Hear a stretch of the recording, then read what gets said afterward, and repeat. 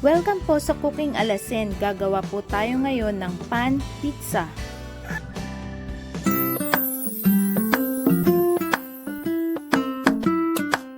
Para po sa paggawa ng ating pizza dough, kailangan po natin ng 2 tasa ng all-purpose flour.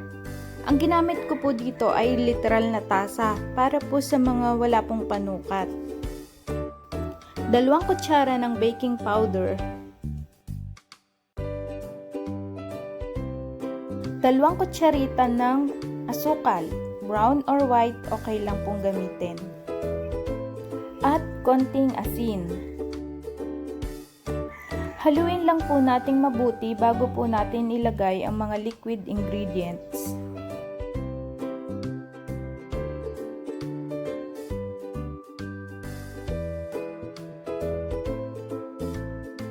Maglagay po tayo ng 2 kutsarang mantika. Cooking oil or vegetable oil pwede po nating ilagay. And then, lalagyan po natin ng 1 tasang tubig. Pero paunti-unti lang po yung paglalagay ng ating tubig para po matansya po natin yung consistency ng ating pizza dough.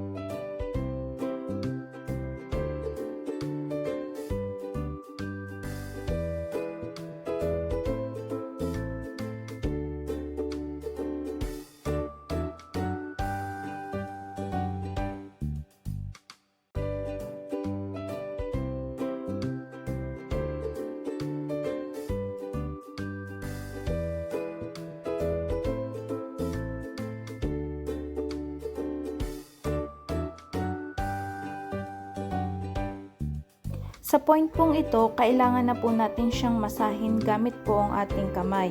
Make sure na malinis po ang ating mga kamay bago tayo magmasa.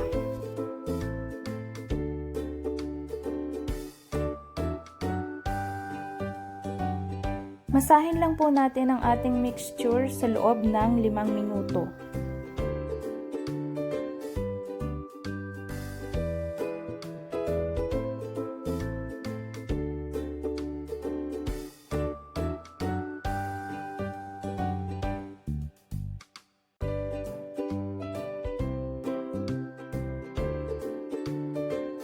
Kapag makapit po yung ating dough, magbudbud lang po tayo ng kaunting harina sa ating kamay.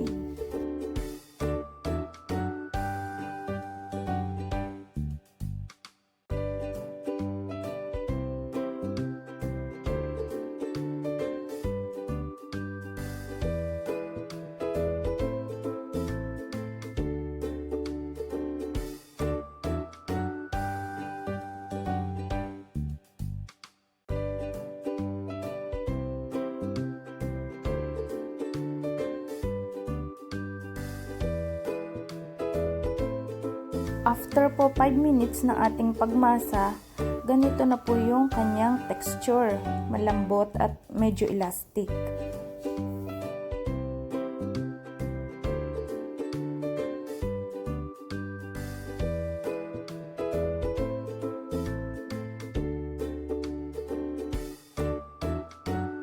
And then, maglalagay po tayo ng 1 kutsaritang mantika.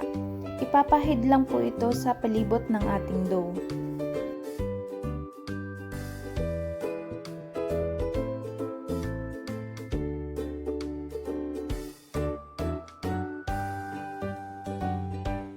Takpan lang po natin ng malinis na towel at i-rest ng 15 minutes. After 15 minutes po, medyo lumaki na po siya ng konti. Hatiin po natin sa 2 ang ating dough para makagawa po tayo ng 2 regular size na pizza.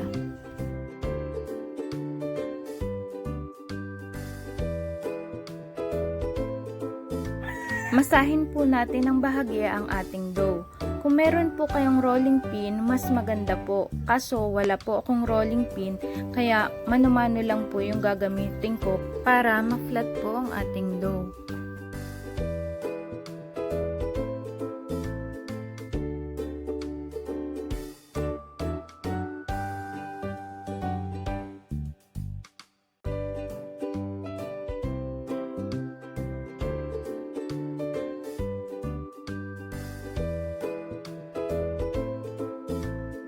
After po natin ma-flatten ang ating dough, magpapahid po tayo ng kaunting mantika sa ating kawali. Pero wag po muna nating bubuhayin ang apoy. Dahil aayusin pa po natin ang ating dough sa ating kawali.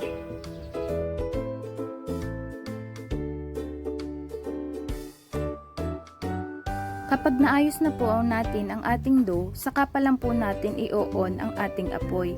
Low fire lang po para hindi agad masunog. Tusok-tusokin lang po natin ng ganito para hindi po magbukol-bukol yung ating dough, para makadaan po yung mga hangin.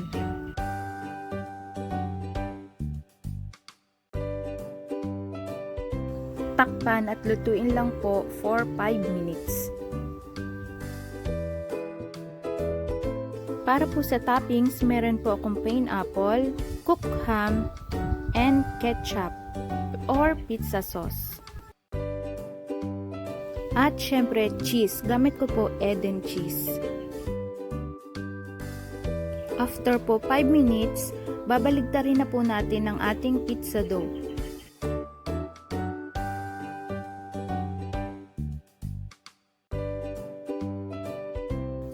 Pagkabaligtad po natin, ilalagay na po natin ang ating ketchup or pizza sauce.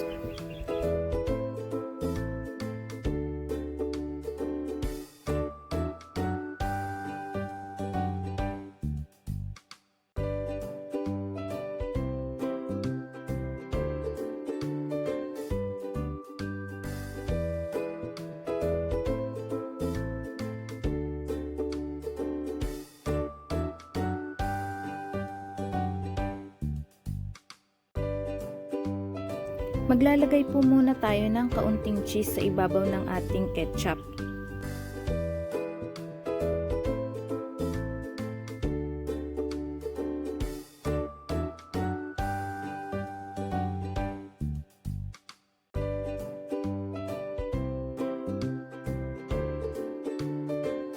And then, ilagay na po natin ang ating cooked ham.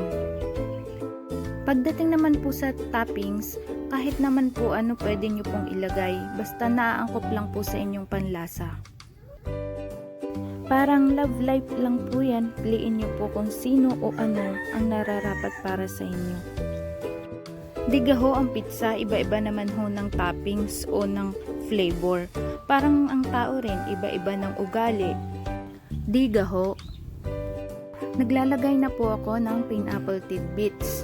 Ang ginamit ko pong pineapple tidbits ay yun lang pong nasa maliit na pack kasi mura lang po yun.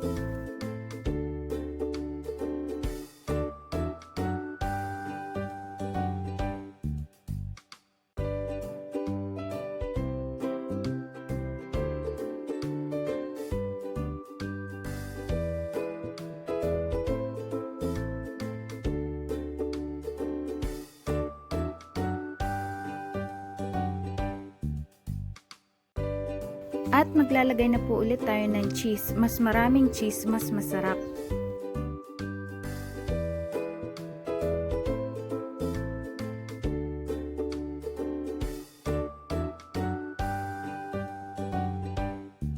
Lutuin lang po natin ng 5 to 7 minutes. After 7 minutes, luto na po yung ilalim at ibabaw ng ating pizza.